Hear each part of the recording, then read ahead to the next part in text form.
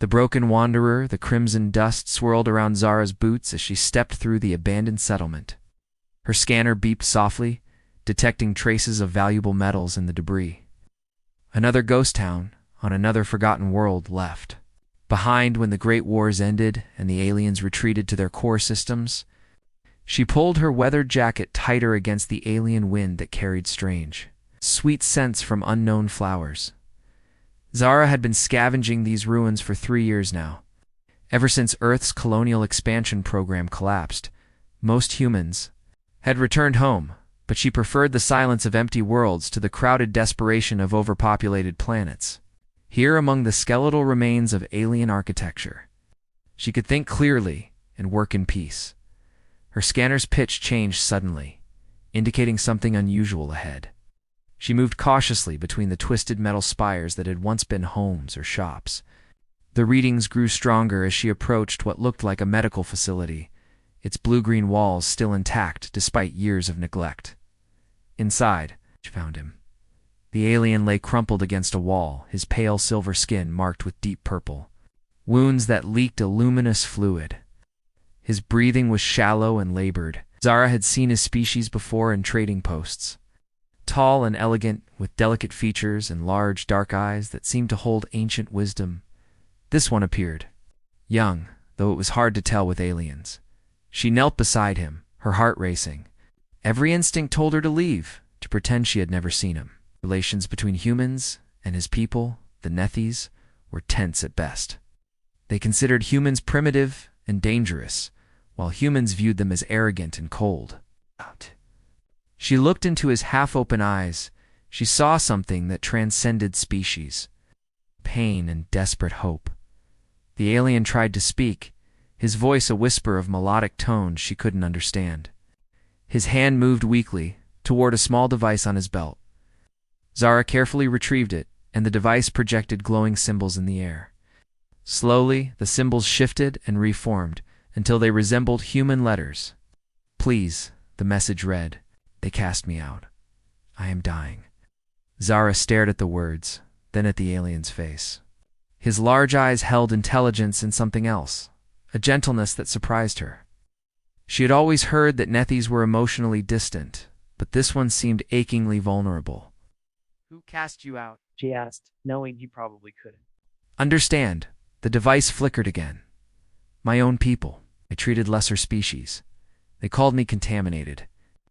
The irony wasn't lost on her. Here was an alien physician, exiled for showing compassion to other races, now dependent on the mercy of a human scavenger. She thought of the medical supplies in her ship, basic but potentially life-saving. She thought of the risks, taking in an alien, especially one whose people might come looking for him. But she also thought of the word he had used, please. Such a small word, yet it carried the weight of absolute desperation. No species, no matter how different, should have to beg for their life alone in the ruins. Zara made her decision. She slipped her arms under the alien's shoulders and knees, surprised by how light he was despite his height. His head fell against her shoulder, and she could feel the fever burning through his clothing. "Don't worry," she whispered, not knowing if he could understand, but hoping her tone would comfort him. "You're not alone anymore." As she carried him toward her ship, she wondered what she was getting herself into. But looking down at his peaceful face as unconsciousness took him, she knew she couldn't have made any other choice. Sometimes humanity meant taking risks for strangers, even alien. Strangers who might be worth dying for. Healing Touch Zara's ship was small, but well-equipped. A converted exploration vessel she had modified for long-term solitary missions. She laid the alien on her medical bay's narrow bed, his silver skin almost glowing under the white lights.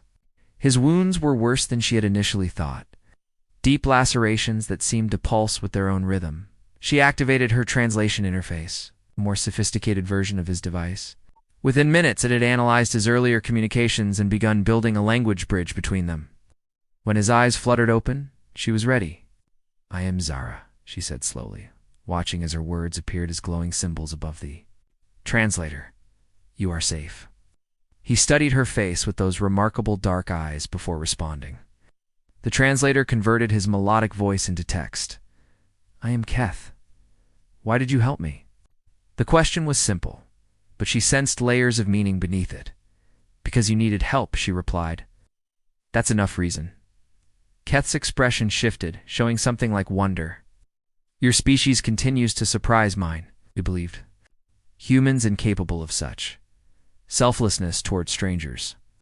Zara began cleaning his wounds with antiseptic, noting how he tensed at her touch, but didn't pull away. Your people don't know us very well then.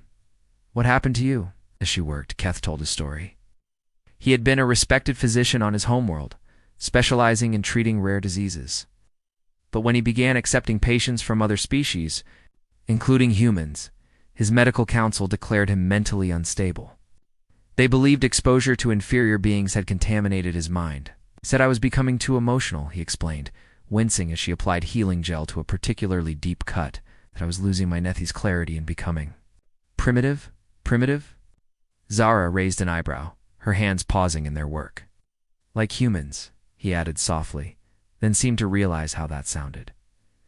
I apologize. I meant no insult. But it is simply what we were taught. Zara resumed her ministrations, her touch gentle, despite her injured pride. And what do you think now? Keth watched her hands as they moved expertly over his injuries. Her fingers were small compared to his, but skilled and sure. It worked. With a focused intensity that reminded him of his own approach to healing, I think, he said carefully, that whoever taught us that was very wrong. The healing process took hours. Zara had to improvise, using human medical techniques on alien physiology. But gradually, Keth's natural healing abilities, enhanced by her treatments, began to take effect. The luminous fluid stopped flowing, and his breathing became deeper and more regular. As night fell on the alien world, they found themselves talking more freely. The translator had learned enough of both their languages to allow for more natural conversation. Keth spoke of his love for medicine, his fascination with the diversity of life in the galaxy.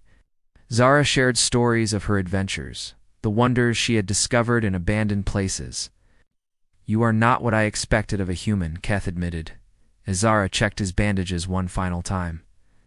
What did you expect? Someone crude, violent, emotionally uncontrolled. He paused, his dark eyes meeting hers. Instead, you were gentle and thoughtful. Your hands bring healing, not harm. Zara felt warmth spread through her chest at his words. Maybe we're more alike than your people think. Keth's long fingers brushed against hers as she adjusted his blanket. The contact was brief, but electric, sending unexpected shivers through both of them. They stared at each other for a moment, recognizing something neither had expected to find in an alien. Rest now, Zara said softly, her voice slightly unsteady. Tomorrow, we'll figure out what comes next. But as she lay in her own quarters that night, she found sleep elusive. She kept thinking about Keth's eyes, the gratitude and growing warmth she had seen there. She had saved his life, but somehow, she felt like he might be saving hers in return. The hunt begins. 3 days had passed since Zara found Keth, and he was recovering remarkably well. His natural healing abilities, combined with her medical care, had accelerated his recovery beyond her expectations. But their peaceful interlude was about to end dramatically. Zara's proximity alarm screamed through the ship just after dawn. She rushed to the bridge, Keth close behind her despite his lingering weakness. The scanner showed 3 sleek vessels approaching fast, their design unmistakably Nethys. They found me, Keth said quietly, his voice heavy with resignation and fear. Who exactly? Zara was already powering up her ship's engines and defensive systems. The Purification Council. They do not simply exile contaminated individuals. They eliminate them to prevent the spread of ... emotional disease. His hands trembled slightly as he spoke, and anyone who has aided the contaminated shares their fate. Zara's blood ran cold. She had known there were risks, but she hadn't realized the full extent of the danger. Still, as she looked at Keth's frightened face, she felt no regret about her choice to help him.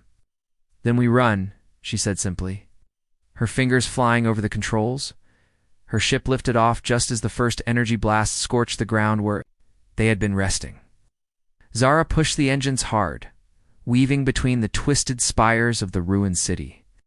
But the Nethi's ships were faster and more maneuverable, designed for pursuit and capture. "They will not stop," Keth said, gripping his seat as the ship shuddered under near misses. "The Council believes contamination spreads through contact.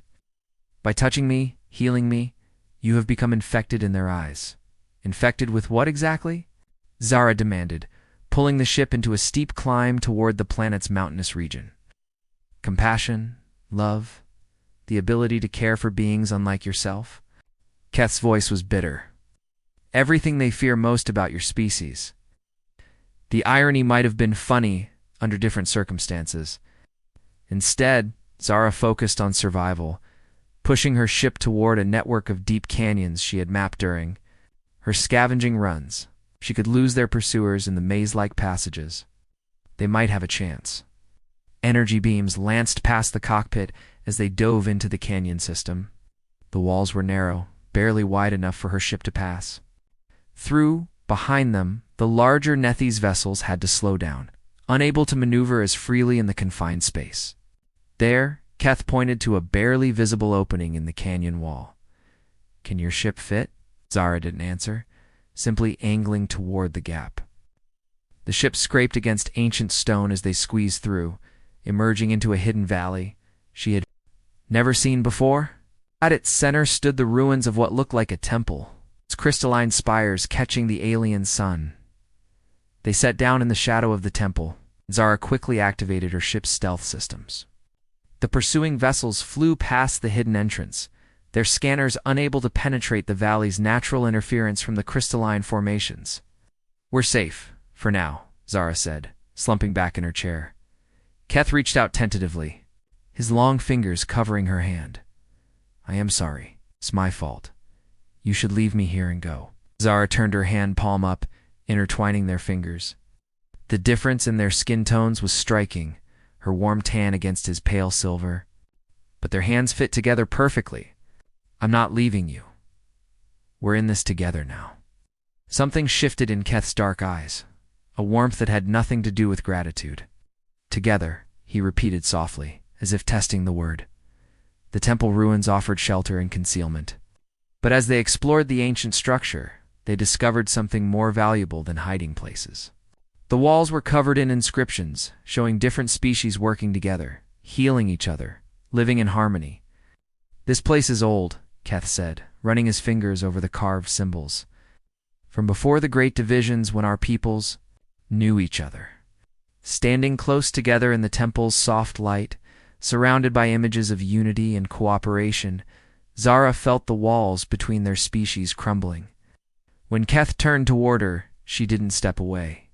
Instead, she moved closer, drawn by something deeper than curiosity or companionship.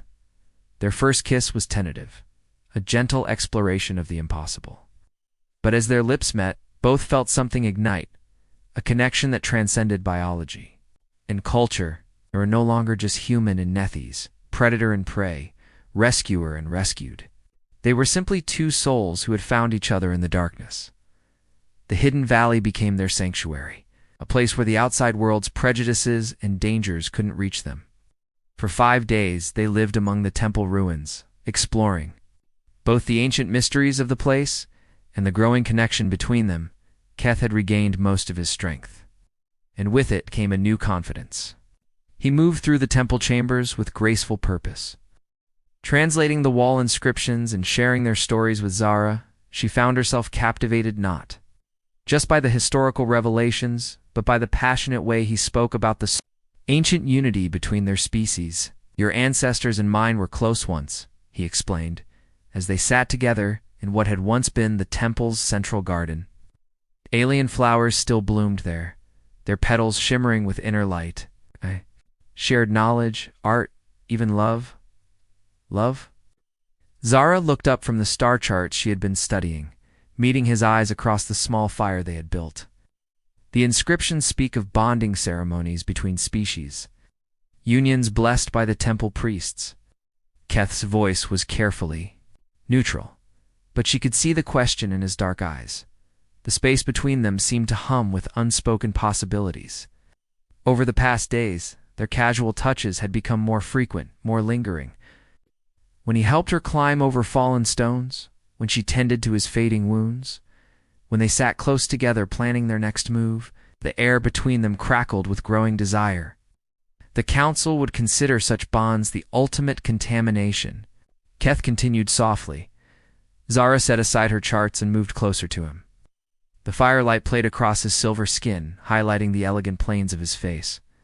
What do you consider them? Instead of answering with words, Keth reached out to touch her face, his long fingers tracing the curve of her cheek. His skin was cooler than hers, but she felt heat spread through her body at his touch. I consider them beautiful, he whispered. Their second kiss was deeper, more urgent than their first. Zara's hands tangled in his silver hair as he pulled her closer, their bodies pressing together despite every rational thought about species barriers and biological differences. But rational thought had no place in the temple garden, surrounded by images of ancient lovers who had faced the same impossible choices. They made love that night on a bed of soft moss beneath alien stars, their joining both tender and desperate. Cultural taboos melted away under the intensity of their connection. Keth's touch was reverent, as if he were memorizing every inch of her human form. Zara responded with equal wonder, marveling at the luminescent patterns that appeared on his skin during moments of intense emotion. You glow, she whispered against his throat, tracing the silvery designs with her fingertip. Only for you, he replied, his voice husky with spent passion. It is how my people show deep emotional connection. I never thought I would experience it. They lay entwined afterward, talking softly about dreams and fears, about the future they might never have. But even as they spoke of impossible things, they both felt the rightness of their union. As if the universe itself had conspired to bring them together. The next morning brought harsh reality back to their sanctuary. Zara's scanners detected search patterns at the valley's edge. The Purification Council had not given up their hunt. They are methodical, Keth said, studying the readings. They will find this place eventually. Then we need to go on the offensive, Zara said, surprising him. Running isn't working. We need to find a way to stop them permanently. Keth stared at her. You cannot be serious. They are trained hunters with superior technology. We are just two people in love who refuse to let others dictate our fate, Zara interrupted firmly. The inscriptions here mention a weapon, some kind of ancient technology that could unite minds across species barriers. If we could find it, maybe we could make them understand. It was a desperate plan, but as Keth looked into her, determined eyes, he felt his own resolve strengthen. She was right. They could run for the rest of their lives, or they could stand and fight for something greater than themselves. The deepest chamber, he said suddenly. I have not been able to translate all the symbols there, but they speak of a great convergence, a joining of consciousness. Hand in hand, they descended into the temple's heart, ready to risk everything for love and the chance to build a future where their kinds could be together without fear. New beginnings. The temple's deepest chamber held secrets that took their breath away. Ancient technology hummed to life as they approached, responding to their joined presence. The walls showed star maps and complex equations, but at the center stood something that made Keth gasp in recognition. The Unity resonator, he breathed. I thought it was legend. The device resembled a crystalline tree, its branches reaching toward the chamber's ceiling. As they drew closer, it began to pulse with soft light, harmonizing with the luminescent patterns that appeared on Keth's skin whenever Zara touched him. What does it do? She asked, her hand tightening in his, according to the oldest texts. It can create empathic connections across species barriers. Anyone within its field would experience the emotions and memories of others as their own. Keth's voice was filled with awe and trepidation. But the risk is worth it, Zara said firmly. If we can make them feel what we feel, understand what we found together, maybe they'll see that love isn't contamination, it's connection. Above them, the sound of energy weapons echoed through the temple corridors. The council had found their sanctuary. Working together, they activated the ancient device. The process required both their genetic signatures, as if it had been designed to only function when different species cooperated. The resonator's hum grew stronger, and waves of energy began radiating outward through the temple complex. The pursuing council members burst into the chamber just as the device reached full power. But instead of attacking immediately, they stopped, confusion clouding their faces as the resonator's influence washed over them suddenly. The chamber was filled with shared consciousness. The council members experienced Keth's memories of treating sick children of all species, the joy he felt when his patients recovered. They felt Zara's loneliness in the ruins and her wonder at discovering someone who understood her desire to explore and heal, most powerful of all. They experienced the love between Keth and Zara, the deep connection that transcended biology and culture. They felt the moment Zara chose to save a dying alien stranger, the gentle touch of her healing hands.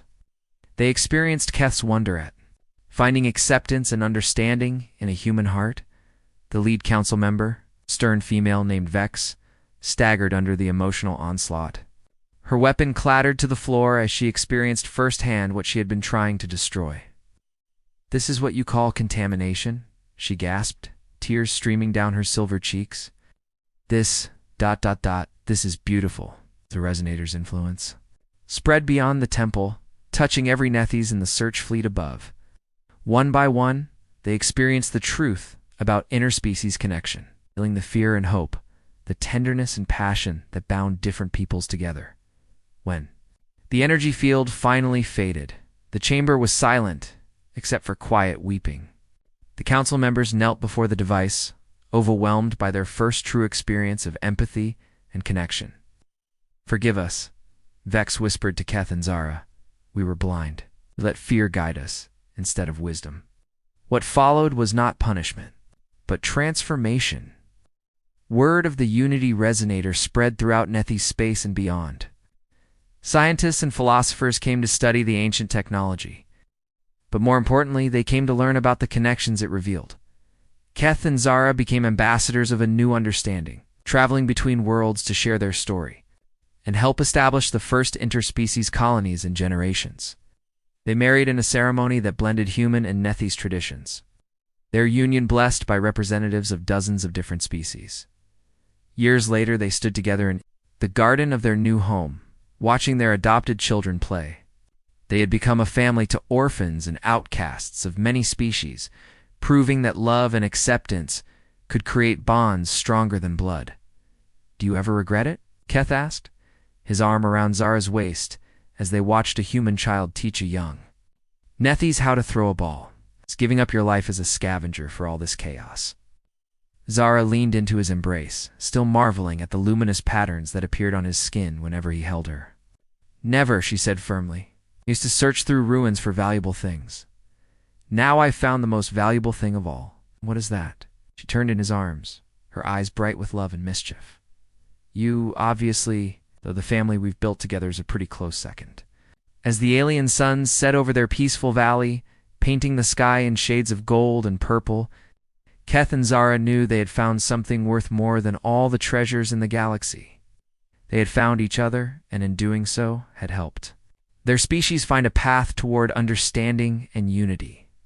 Their love story became legend, carved into temple walls alongside the ancient inscriptions. But unlike the old stories, theirs was still being written, one day at a time, one heart at a time, proving that sometimes the most profound discoveries happen not in the ruins of the past, but in the promise of the future.